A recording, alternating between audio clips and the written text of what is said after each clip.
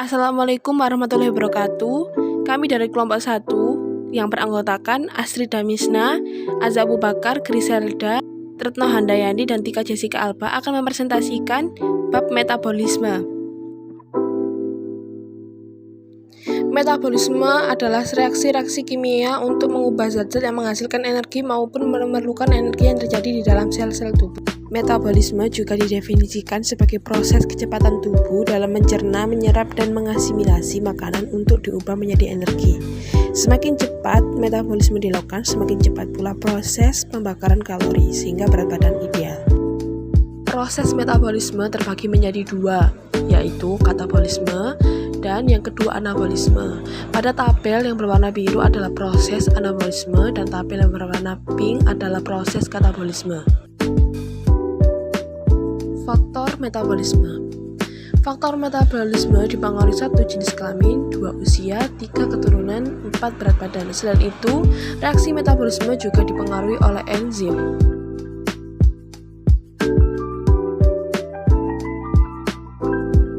Enzim adalah senyawa kimia berupa protein yang berperan sebagai biokalisator, di mana bio adalah makhluk hidup dan kalis adalah zat yang dapat mempercepat reaksi, seperti membangun otot, menghancurkan racun, dan memecah partikel makanan selama proses pencernaan.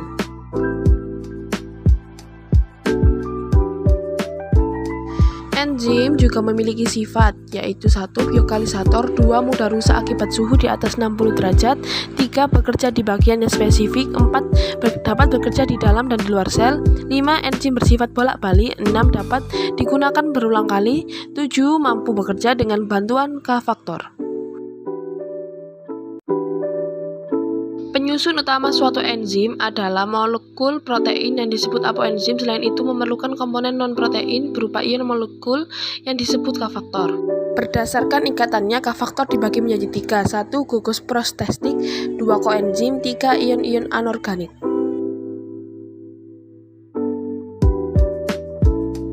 Struktur enzim yaitu yang bagian inti atau tengah adalah apoenzim, yang seperti puzzle setengah lingkaran berwarna biru pada sisi aktif adalah substrat, yang lancip berwarna hijau pada sisi alosterik adalah K-faktor.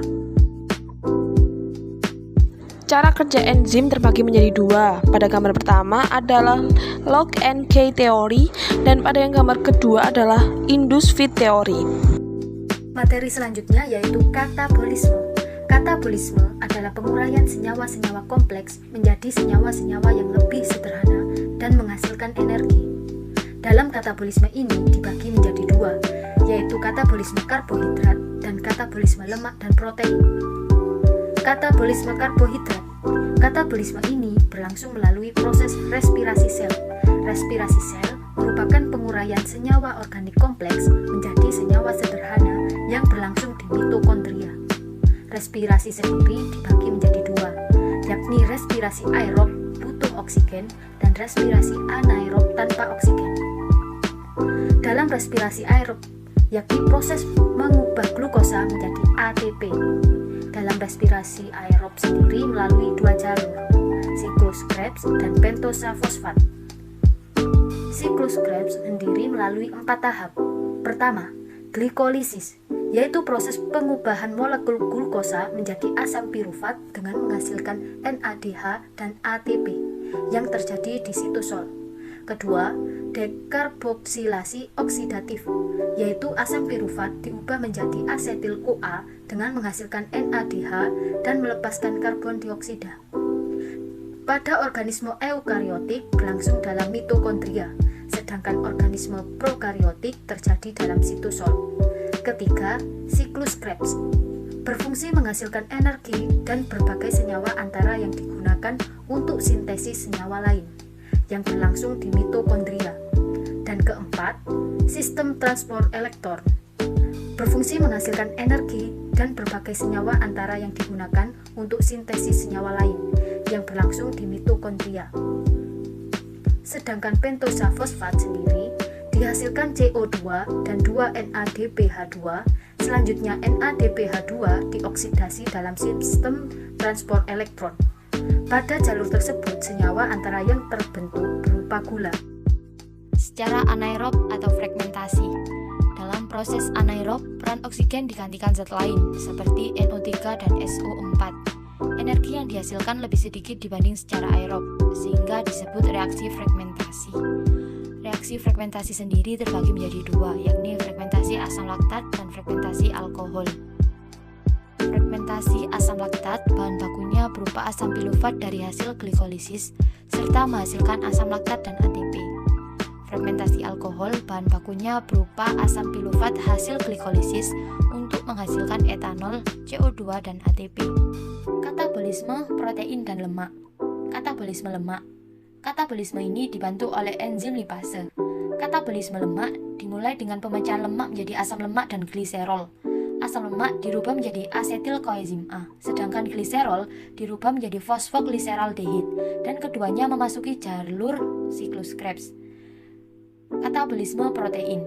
Katabolisme ini dimulai dengan pemecahan protein yang dibantu enzim protase dan peptidase menjadi asam amino. Selanjutnya, asam amino mengalami reaksi deaminasi dan transminasi yang menghasilkan gugus amin atau NH3 dan asam keto. Pada mamalia dan beberapa hewan lainnya, NH3 dirubah menjadi urea dan dibuang dalam bentuk urin. Adapun asam keto memasuki reaksi glikolisis atau siklus Krebs. Anabolisme. Anabolisme adalah reaksi penyusun dari senyawa sederhana menjadi senyawa yang lebih kompleks dan memerlukan energi. Proses anabolisme terbagi menjadi dua, yaitu satu fotosintesis secara aerob dan komosintesis secara anaerob. Fotosintesis secara aerob adalah proses di mana bakteri tertentu menggunakan energi cahaya untuk membuat senyawa organik, tetapi tidak menghasilkan oksigen. Atau dengan kata lain, bakteri yang tidak dapat menggunakan oksigen untuk menghasilkan energi. Komosintesis secara anaerob adalah anabolisme dengan menggunakan sumber energi yang berasal dari reaksi kimia eksergonik. Fotosintesis.